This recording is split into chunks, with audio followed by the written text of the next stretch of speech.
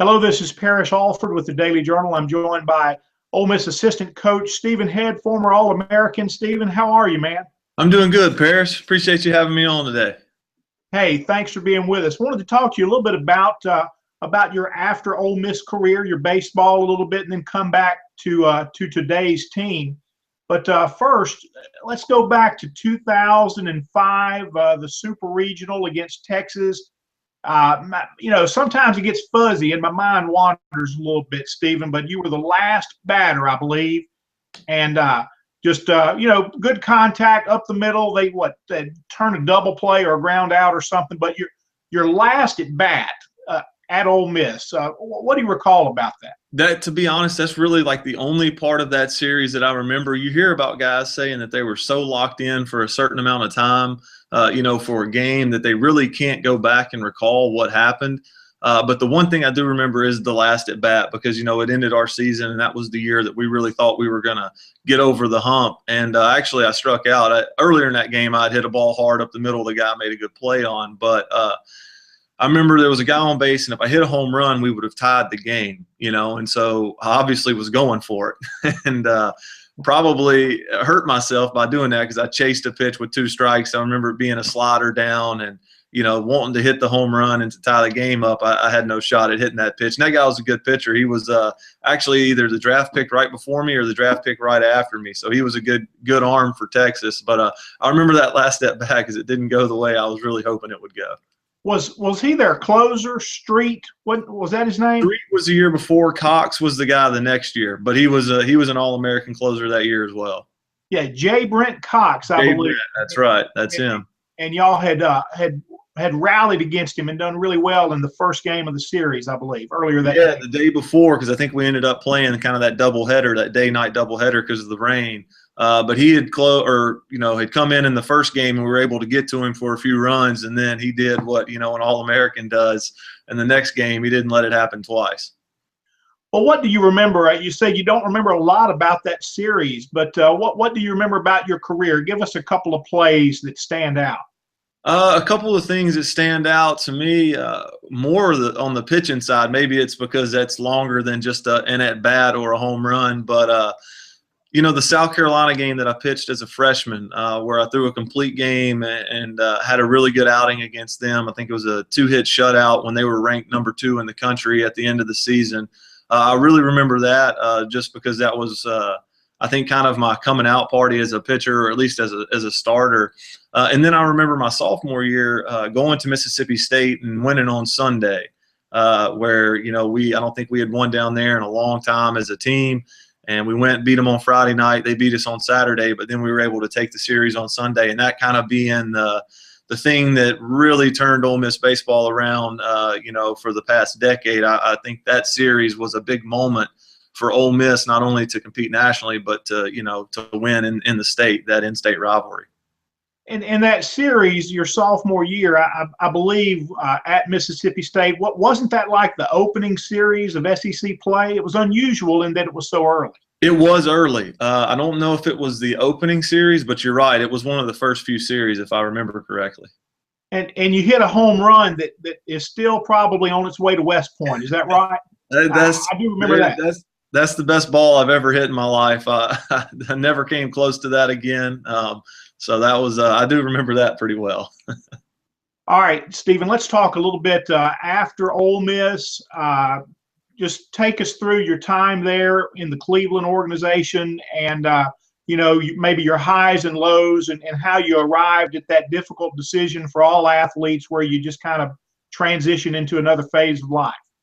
All right. Well, the end of it was a little easier for me as opposed to some guys, but I was drafted in 05 and started off really well. I basically went straight to high after just a week in short season ball, which was pretty good for a guy out of college. Well, most college guys go to short season for that whole, half summer. And I was able to go up to the high A level to skip the low A and then go play there. And we actually played for a championship again that season. So I lost 3 championships in 05. The SEC tournament, basically the national championship, because we were probably the 2 best teams that played in this Oxford, super regional, and then the high A championship. But so way through the spring of 2010, spent a full year in AAA in 2009. Did not make the big leagues, got some big league camp time, big league invites to spring training. And then after that, once I was released as a position player with them, about a half season later, I signed on with the Colorado Rockies for the 2011 season to be a pitcher. And that decision to finish playing with the Rockies was pretty easy. My elbow told me all I needed to know about pitching when my best bolt was 84 miles an hour.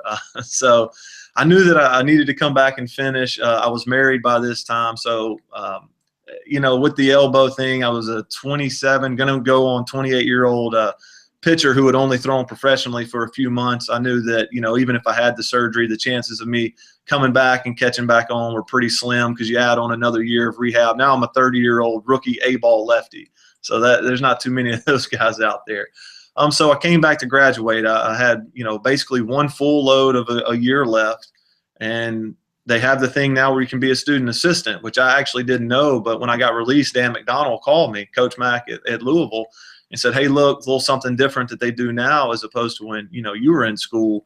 They don't have graduate assistants, but if you go back to the school that you were previously enrolled in and you have not eligibility, but you have to finish your undergrad degree, you can be the student assistant. So obviously I wanted to come back and help and hang around the program. And so got to do that. I kind of wanted to get into the college coaching. I loved the game of baseball. I always loved the college game. It's just a different feel than the pro game. And so was fortunate enough to be the student assistant. Graduated, and just by chance, after the 2012 season, after we made the run at the Texas A&M Regional, our volunteer Kurt McConnell moved on, and Fuller Smith, who was then the director of operations, bumped up into the volunteer spot. And it was just perfect timing. It was just by chance I was able to just kind of step right into the director of operations role. I mean, I'd actually started the process of enrolling for grad school at Southern Illinois University, where me and my wife live just south of that university. So it was just perfect timing. It's weird when you look back how things kind of worked themselves out, but that was one that definitely worked itself out. Well, Stephen, what are long range plans for you? Is it graphic design with Adidas, or is it coaching? I mean, what do you want to do? I'm a decent drawer, Parrish. I'm a decent drawer, but no, I want to stay in the coaching, in the college game. The feel of the college game, it's competitive. The one thing that I've always said is, your number 35 guy on your roster in college is just as invested as your Friday night starter or your 3-hole hitter and wanting to win and to do different things. And in pro ball, not that it isn't competitive, because it is, but it's a different feel. It's a job for guys, and it's more individual. It's based off of how you do to get to that next level to reach your goal. And so it's a little different feel in college, and I really like that. Of course, I love the town of Oxford, but I like what college athletics is all about. Let's talk about this Ole Miss team for a little bit. You were on some really good ones. What do you see in this team that has kept it from really ripping off 7 or 8 wins in a row like so many Ole Miss teams in the past? Just consistency. I mean, you go out there and you watch us play, and there's, we should play the number 1 team all the time because we beat those guys. But you see us play against those really, really good teams, and we are a good team. We just got to play the way that we're capable of playing day in and day out. And so far that's been our struggle, is we'll put together 2 or 3 good games, and then we'll have a bad game, and then we'll have a good game, then a bad game. So just our consistency of playing our best baseball, because when we play good baseball, we're a really good team. We just got to play good baseball more often. All right, so let's talk about that as an athlete. How difficult is it to achieve that level of consistency to really be on top of your game every time you play? It's tough. And so this is where the mental side of the game comes in, because baseball is a game of failure. And so you've got to be able to convince yourself that you can play good every day. Realistically, are you going to play good every day? No, but you have to mentally condition yourself to go out there with the best attitude that you're going to play well, and that you can play well and play with confidence. And this game is really hard to play with confidence all the time when, the best players only succeed 3 out of 10 times. So it's one of those, it's that constant battle with yourself to put yourself in the right mind frame. And I think that has more to do with it than the play on the field, because that just takes over. Once once you start playing well, it's easy to play well because you feel good and you feel confident. Well, when you're not playing as well, it's not as easy to feel confident. But we know that if you feel good, you're gonna play better. So it's hard to trick yourself into that feeling of, hey, I'm doing great, and then you get up there and on the jumbotron it says you're hitting 220. So. Yeah. But if you go out there with that attitude, I mean, and the guys have been great. They've been playing better. The last few weeks, we just got to miss those hiccups of those one game where we just, we don't show up and we don't play the way that we're capable of playing. But we've certainly are going down the right path, and our guys are playing better. Well, when you talk about the mental part of the game, what type of response collectively have you guys seen from this group of newcomers? I know there were a lot of expectations, maybe some pressure on Tate Blackman earlier in the season. Connor Cloyd is a guy that's gotten an opportunity later in the season and has made the best of it. And, so many others who have played key roles among the newcomers with Will Golson and just others. Collectively as a group, I mean, has it been difficult to get them to believe? I think, I look back, the experience that I can reference is, you could argue that 05 class, or I guess the 03 class, was one of the best classes to ever come through here with Holloman, Mark Wright, Petway, myself, and a lot of other good players. But you look at us as freshmen, and we were a good team, but we went to a regional, got beat. We went 1-2 in a regional, and, we didn't win the SEC, and not all of us had great years, but we ended up being good. And it's one of those that I've been there, so I wish I could get those guys to understand, hey, you don't have to wait to be great. If you're go be great right off the bat. But there is a learning curve. I mean, that's why guys are better as a junior, than they are as a sophomore and a freshman. That's why Will Allen is going to be the most remembered player in the history of Ole Miss baseball, because of the maturity and the learning experiences he had. His first 3 years made him the All-American that he was his senior year. And so it takes a little time. There is that learning curve, but they also, you don't have to wait around to be great. You can go out there and be great. But those guys have done a good job of handling the pressure and going out and playing pretty good baseball to be freshmen and to be thrown into the mix that quick. A lot of guys are starting every game, freshmen, Stokes on Sunday, and even he started out of the bullpen as one of our main guys. I mean, you're talking about guys that are in the mix immediately. Can be a little overwhelming as a freshman, but I think they've done a good job handling it, and some of them have really taken their opportunities and run. Stephen, a good week, a better week offensively in the week just completed. 3-2 for the record, but you guys hit 333 against Alabama. What's different about this group right now? You got the team average is up a little bit, no longer at the bottom of the SEC. What type of growth have y'all seen recently?